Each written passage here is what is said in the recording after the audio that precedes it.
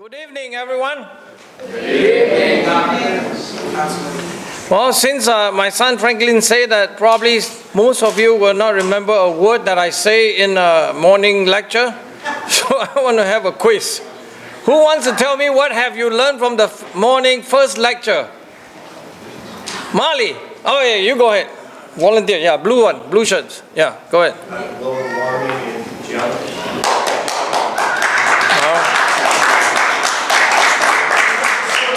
Okay, how about you? The guy with the hat. What? He said what I was going to say. Okay, Molly. That a lot of the measurements made that they claim are correct are really incorrect and sometimes very difficult, very even impossible to make. Now that's a quality answer. Very good. There we go. Anyway, I save it for tonight, reverse my talk to talk about wildfire. And this is indeed an urgent topic because every time summer comes, when you have wildfire, people will immediately, oh, it's global warming again. So it's that kind of problem that we have again. It's excessive alarmism and lack of any will or any sense of preparedness and all this stuff, because as you will see that wildfire, it is a problem, but it is a problem of mismanagement. People in forestry were not clear up our shrub and all the dry areas. We're not allowed to do this and not allowed to do that because some species, frogs and this and that, all kinds of issues. So I'll go through that. But because the topic is very urgent, I will also mention about the unfortunate, very sad and tragic situation in Texas on the flash flooding. But before we start, I want to give you an update on global boiling. Remember, they no longer call this global warming, okay? They call it boiling. The globe is boiling. Just don't forget that. Oh, I do have to remind you. I do express this. All these views are strictly my own, but I highly recommend that you should adopt that as yours too, right? Or else you will be quizzed. So what happened in January of 2025? By the way, this is not a prediction, okay? This is reality, but we do it in a very simple color scheme. Red means is like above average, blue means is below average, and then somehow gray is mean just same thing like normal as we have ever seen. But January of 2025, what is it? It's blue all over the place. It's a cold January. But I want to ask the question, anyone wants to guess what happened to our great governmental forecasting ability for January of 2025? It's actually predicted a very hot January again. All right, it tells you that a lot of this climate model, a lot of this forecasting sign, they are pretty much amount to nothing. Here, we're not even asking them to predict how warm or how cold the temperature is. Remember, science is about numbers, yes? It's not good enough to just say it's cold or warm. You need to give me a number. And this is just to say, basically you have 33% of being right or wrong, right? Because you have only three categories. Too warm, too hot, and just about the same. And even that, it won't get it right. So maybe we should give a round of applause. Sorry, sarcastic aside, I think it's telling you that science is in serious trouble. And you can imagine how many employees involved in this kind of enterprise. This is why we invite the groundhog to come and do some weather forecasting. This is actually a post from Hal Shadliff to introduce you to Mr. Shadliff, who's not here. I kind of like that picture because you all know about the story of groundhog prediction, right, in Pennsylvania? I mean, we use a groundhog to come out about February 2nd of every year. This is a long tradition, started since 1886. The groundhog come out, you either see the shadow or not shadow of the thing. If there's a shadow, that means the winter gonna persist for another 6 weeks. All right, if it's no shadow, that means, the spring will come early. So we might as well use groundhog, in my humble opinion. By the way, the great NOAA, the one that do those field forecasting, they dare to summarize for us. They say, over the last 10 years, the groundhog is only good up to 35%, but that's better than 33%, okay? And believe me, you know how much it costs us? Zero. I don't know how much we are paying those guys, right? Hey man, I want some refund. How about that? Now let's come to the Texas flash flood tragedy, right? That's over the night of July 3rd, I think, or July 4th, early in the morning. This is the Guadalupe River. Okay? The rise is really extreme. It's actually 30 feet, 29.6 within 2 hours. See, I want to point you to some facts so that we can truly understand what actually happened. Here, in this case, the forecasting people are doing their job. They realize, oh, we have this problem. But this thing happened at about 12 o'clock or 1:30, right? So they actually issue a warning. 1:30, most people are falling asleep. So it's a real tragic situation. It rises so fast. But tragic in a very different sense. If you look in the history, we knew this thing coming. But no one is doing anything about it. We keep having all these camps, selecting all these places, and keep going back to the same place, which means we're looking for trouble. Here's one first thing. We know this thing happened, 1936, July. It's almost the same time, actually, July 3rd or so, right? This is that much of thing that happened in 1936. At that time, I honestly tell you, no one that is sane, like normal people, just like us, God-fearing people, we wouldn't dare to say that it's carbon dioxide doing that, right? So that's one definitive proof. And then, of course, this thing killed a lot of thousands of livestock too. So this is 1936. If you want further back, there's a very clear account of 1846. It says the Guadalupe River rise 15 feet above its normal level. I'll explain why it rises so quick, of course. It's carrying all this heavy rain, which means we knew this area. Trouble is coming. But again, we're being mismanaged. I'll tell you a little bit, a very tragic situation that we just found out about 2 days ago about what the FEMA actually have done. So I'm not looking for blame, I'm looking for solution. But the point is that we need to realize what happened first before we can fix anything. And unfortunately, these bureaucrats will just keep doing the same thing over and over until we people really decided to stand up and tell them to fix some problem, or we fix the problem ourselves. You know what I mean?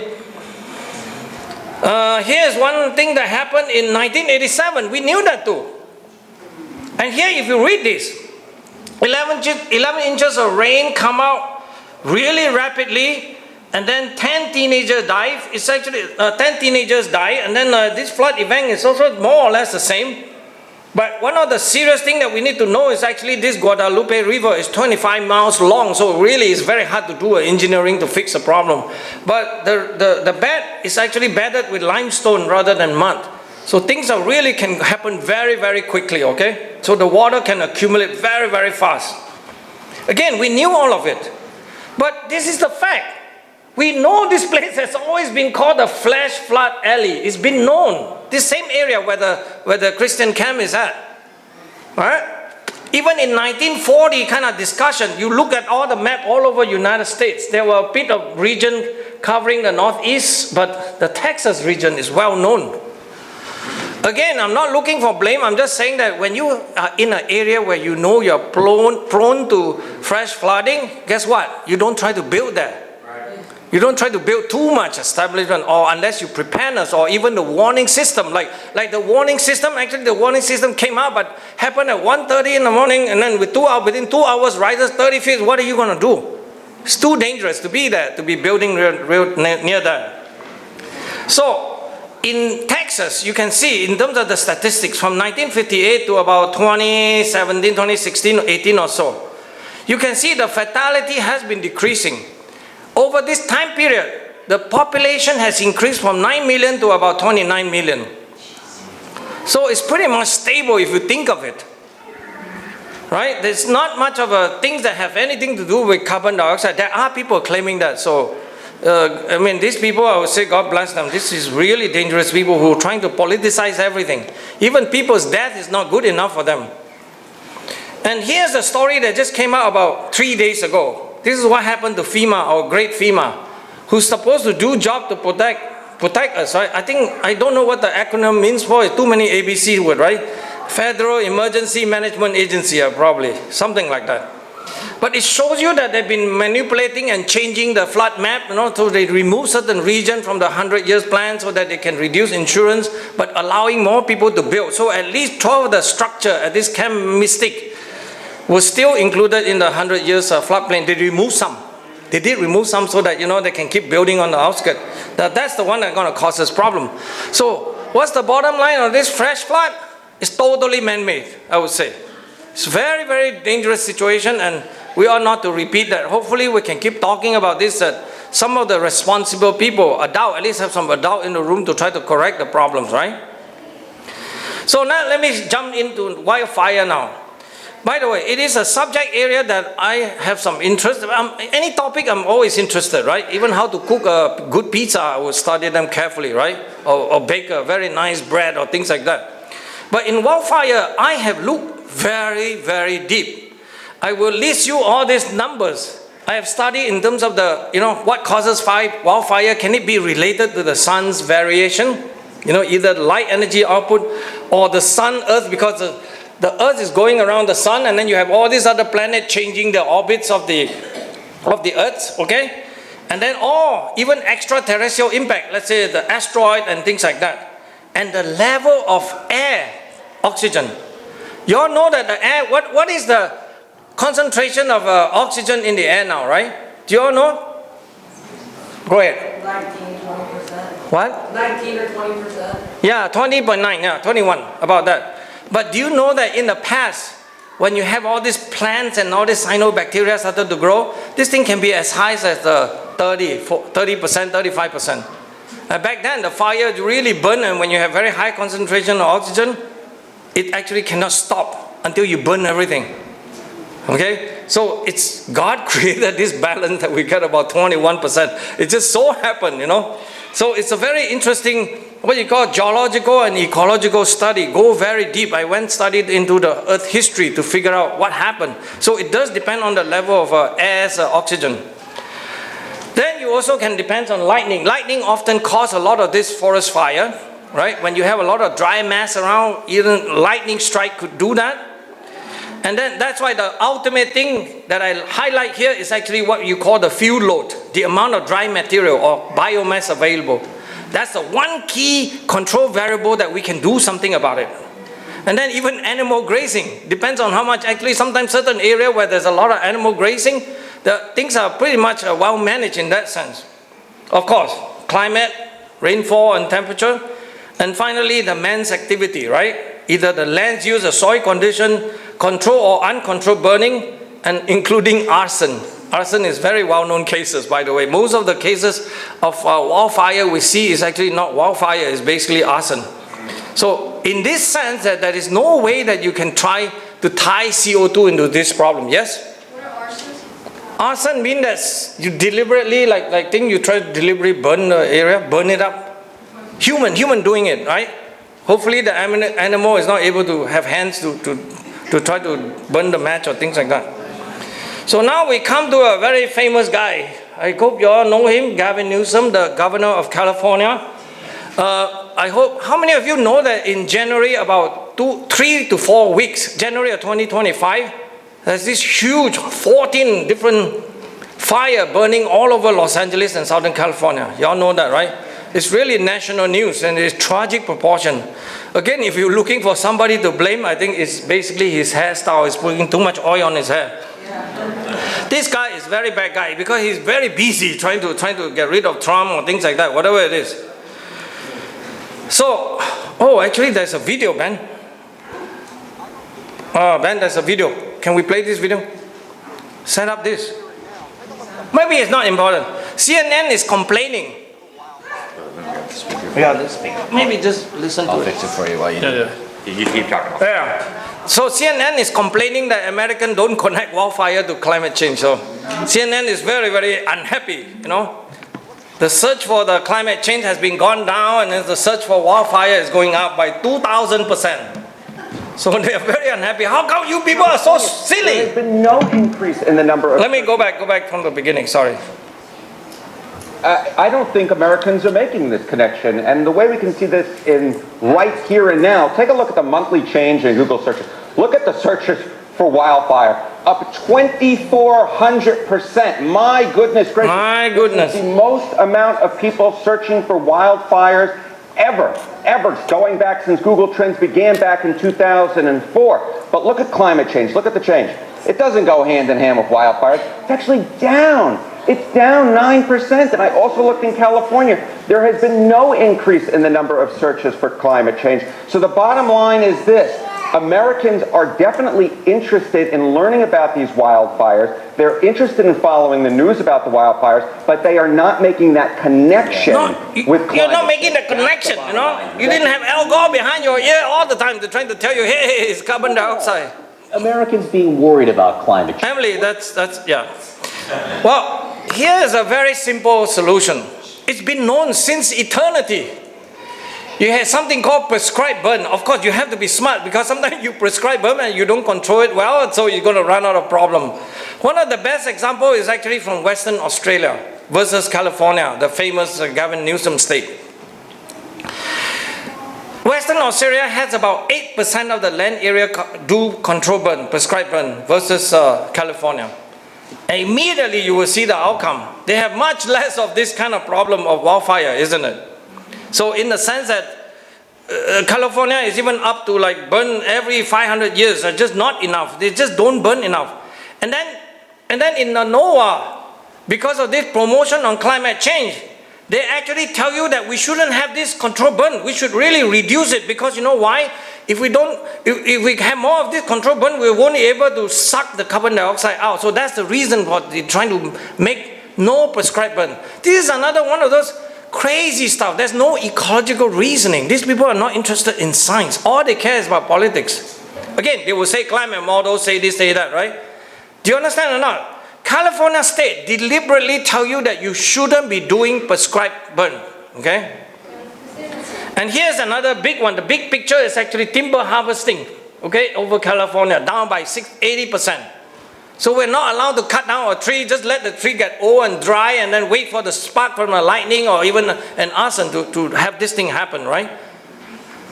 More statistics. And then now, well, this one is about frogs. We're not supposed to do this prescribed burn because we don't want to endanger this area. We have to make sure that we clear this problem of this possible frog species around there. So another one of those. We either want to take care of the frogs or we want to take care of the human beings, right? This is a very famous area also in Northern California, the Butte County. There's about 800 of the people, yeah. And then, of course, the most important thing for them is always LAFD, Los Angeles Fire Department, the first electric fire engine in North America. They're so proud of it, spending our money easily, 11 right? Anyway, it's terrible. Then I want to tell you, it is full of propaganda. Every time you read this thing, you watch out. Even this fact is not often talked about. Most of the viral photo about Amazon fire are fake, okay? Because they even deliberately do that. Picture like that is all fake. Photoshop or one way or another, or even deliberately burning it and then take a picture. Things like that. And then of course we have the famous Leonardo DiCaprio who's actually involved in some of this thing called the Amazon fires, right? One of the well-known one is this kind of picture. This is a fake picture. Look at it. They have animal. It's so cute. It's burning. Out of control. But you can really figure this out, okay? Yeah, this one is really burned. Emmanuel Macron. This is the president of the French Republic. Right? In a G7 summit and talking about showing pictures like this, but those pictures are all fake. I mean, we are literally talking about hoodwinking the rest of the world, thinking that, oh, I'm a president of France and therefore everybody should listen to me. No quality control. And now here's the fact. This is one of those group, World Wildlife Federation. In fact, they call themselves non-governmental organization. I just saw a very cute meme this morning. How can this non-governmental problem that will cease to function when we remove the government funding? It's kind of weird, isn't it? They're all trying to scam our money, by the way. So these people got paid 70,000 to activists to set fire to Amazon fire so they can take picture like this. This one is documented fact, okay? No wonder the president of Brazil is actually found that it's connected to Leonardo DiCaprio. Then you can look at picture like this. These things always all over the place. National Geographic, this and that, they will show picture like this. But what do you think of it? Do you think this is real? No, it's a satellite composite image. This guy, when everybody realized that this covered the whole month. This is not an instant. It's sensationalized, basically. There's no reality to this, okay? Places already have no fire, but they will just put this all together. It's crazy, actually. And then we have Barack Obama, obviously. Take position in wildfire in Australia, say it's caused by climate change. And then we got the famous Vermont rich man called Bernie Sanders. He said it's fossil fuel company. I'm not defending ExxonMobil, by the way. They're very bad people also. But it's just have nothing to do with ExxonMobil, right? Yeah, you see image like that? I hope you think that it's not real, right? Because it's not real at all. Nice kangaroo image, you know? And then guess what happened in Australia? The Australian one happened about 2019. I forget what year was it, but it's a few years ago. And they found out it's actually arson. They arrested this 20-year-old guy, you know, who's setting blaze. In fact, there's a picture of him. That's the guy who did this. There is an even more famous arsonist by the name of Henry David Thoreau. This thing never goes away. And here's what he said. He felt like a guilty person, nothing but shame and regret. You know, when he actually burned to the thing. However, any feeling of remorse quickly passed, he recalled. As he told himself, he had done nothing different than nature itself does on a regular basis. I have set fire to forests, but I have done no wrong therein. And now it is as if lightning had done it, he wrote. These flames are but consuming their natural food. This is actually about idea of ecological management, these prescribed burning ideas, right? So even Henry David Thoreau already kind of had that experience about this. We humans can do a lot. So it is the consensus that 95% of all the tribal elders says that we have angers the God. So here's a simple advice for all those people who worry about this, especially in Australia. If you have cold weather, you have the fuel load, which means the biomass. You have arsonists, you get fire. Even if you have hot weather, but you have no fuel and arsonists, there's no fire, okay? So you really can do something about the fuel and the arsonists, but you cannot do anything about the weather. You cut the CO2 emission to zero, you can change the temperature by 0.05 degrees Celsius. Boom, 5-6 degrees over here, right? It's very hot. So there are a lot of cheaters and liars. These are the words in the name of US governmental agency. Here's a famous burn somewhere. But they always think that we don't look, okay? And here's a famous case, because this is NCA, mean the National Climate Assessment. We US are very good at created many different agencies to try to create this climate change assessment, they call it. Okay? And here they show a graph about the area that is burned by the wildfires. And they start curiously somewhere around 1982, 83 or so, and showing you, what do you see here? It keeps increasing, increasing, increasing. So it is, look like it's increasing. In fact, it's nearly double, right?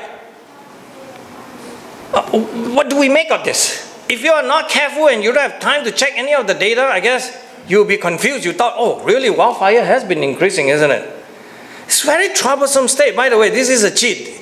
In science, you never ever do things like that, but this is presented as something so nice with the brochure, nice color and all that stuff in our National Climate Assessment. You and I pay for it, okay?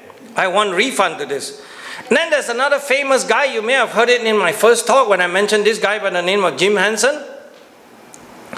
Well, Jim Hansen is quite a special dude. He is actually an award-winning scientist, so-called. But he also presents graph like this. Instead of 1983, he showed that the data go back to 1960. Very impressive. Big Professor Jim Hansen. Go and present this in Taiwan to one of the youth. Maybe one of the things that he received some award. Again, it looks very impressive. Oh, wildfire has been doubling. It's increasing. They even draw the black line, make sure you can see it clearly. Do you see it? Do you see it? Is it doubling? It is doubling. But you all want to know what the trick is, right? The punchline is in the next graph. The punchline is, they have covering up all the data to the left. They only show you the one that drawn by the blue dotted box. You call that science? I scratch my head. Very silly, these people. They actually argue, oh, the data in the past is not so accurate. You all want to know that what's wrong with that? Even if it's not accurate, those things are actually count is very, very large compared to what we saw from the 1960 onward, okay? You can be wrong, but when it's very burn fire, actually these things are very well documented in history, in many, many ways of measure. You can say we don't have satellite back then, but it's a huge burning. We know, we have evidence of trees, being burned, fire scarred. You can have many, many ecological evidence to show that. So it's impossible for the data to the left to be so wrong, okay? And this is what we are dealing with now, right? In fact, after this guy wins another $1 million award. It's very, very bad now. So is it true large and devastating wildfire was not possible before man-made CO2 emission? Here's a famous one in Boston from Boston Globe. I think this one is a fire in New England, 1915. Again, 1915 makes it impossible for the carbon dioxide because down there, supposedly the level was very low, right, compared to today. So there's no link to carbon dioxide at all. So now to finish off, I just give you some of the rather technical things that I've done, but just to illustrate to you that what science can do. You can look at the data very carefully, trying to analyze it, study it very carefully, and see what we can learn from it. And then, of course, for my sake, I want to make some forecasts. This is a very complicated chart. I'm not expecting anyone to learn about this, but it's actually a way to tell you that you can look at the data in a very careful way, accounting for all the variables with basically all the different color lines and the black line. Black line is actually the forest fire in US data, okay? From about 1926 to present. And then all these other are different factors, including the sun. And what we were able to do with a colleague of mine from Mexico by the name of Victor Velasco, and he's a very, very good mathematician. So we actually have figured out a method of how to deal with these data sets. Science is also, you have to learn how to deal with complexity. So we actually have figured out these things. Not only that, we understand things well enough so we are able to make forecasts. But I do want to humbly admit that only God would know what future is, right? But we as a scientist, trying our best to see whether we can foresee something, maybe in some sense can help prevent any tragedy, right? That's the purpose. So this is our forecast. All the data is show you that we can account for most of the changes, and then the future is like that for the US wildfire burn area. So in that way, that, you know, this is somehow science can contribute a little bit. By the way, this is a forecast. We're not going to change it. We're going to wait whether it's true or not. I don't want to be God or anything, right? But I'm just trying to say that this is the best effort we know, using all the knowledge we have. This is why I show you that complicated chart, right? Anyway, this is just a nice picture. So I want to finish it by just remind you that the problem of wildfire is easily manageable if humans are not so insane. And this obsession with carbon dioxide driving global warming, it's truly dangerous and tragic. In some sense, it's totally unnecessary. Okay, I think there's no more chat. Okay, that's it. I'm done. Thank you.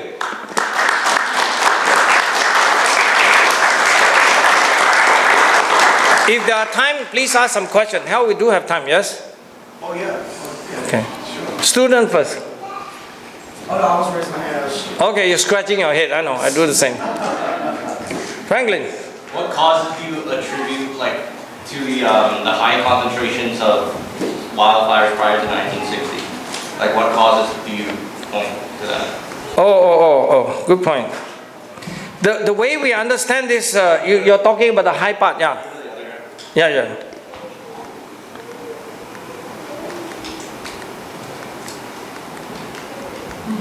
No, I understand what you're asking. Yeah, that part, right? Okay, if you look at in terms of warming, the warmest temperature of the United States, it's always happened around that time, but I don't link the temperature warm to that. Wildfire require a lot of fuel load, which means there's a lot of still unexplored area. So I would imagine there's a lot of biomass. Same story.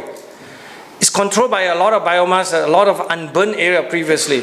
Because we found out that from all this data, this thing is changing every 40 years or so. Because every 40 years you have a large amount of fire. Every 40 years you have low because you've got to wait about 40 years or so for the mass, the vegetation to grow and then accumulate. Because back then, nobody go to the wilderness area to do prescribed burn. This day, we can do a whole lot better than that. Which means all this large fire should not happen again if we really allow ourselves to manage.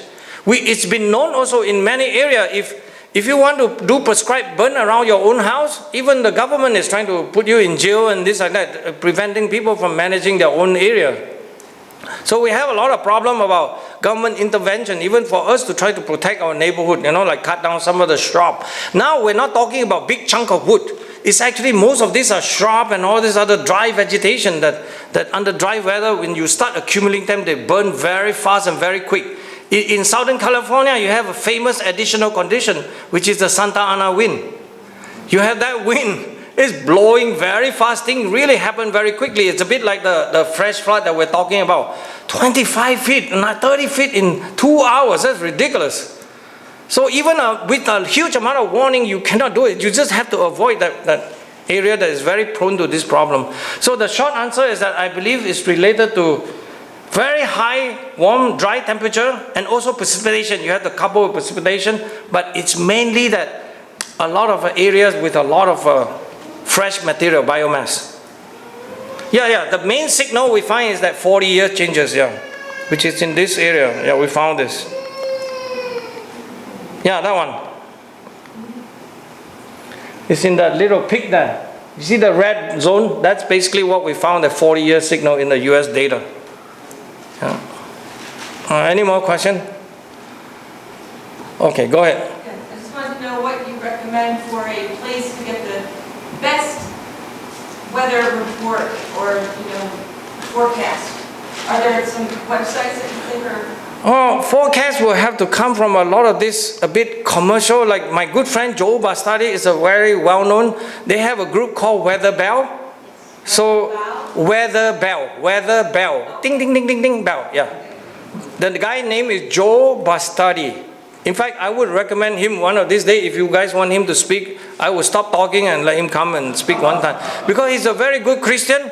He has every day he wake up, he do prayer first for 2 hours Bible study, and then he start doing his science forecasting. He's one of those geniuses who remember every weather from his brain, no computer. You ask him, July 17, 1958, what happened? Oh, he will tell you what happened. June 27, 1969, he will know. He will tell you what it is. This guy memorized weather. He's an amazing fellow, this guy. I truly, he always admit everything comes from God. That's what I like about him too. He admit that we are smaller than God. Obviously, we just learn from God. Anyway. No more question? All right. Thank you.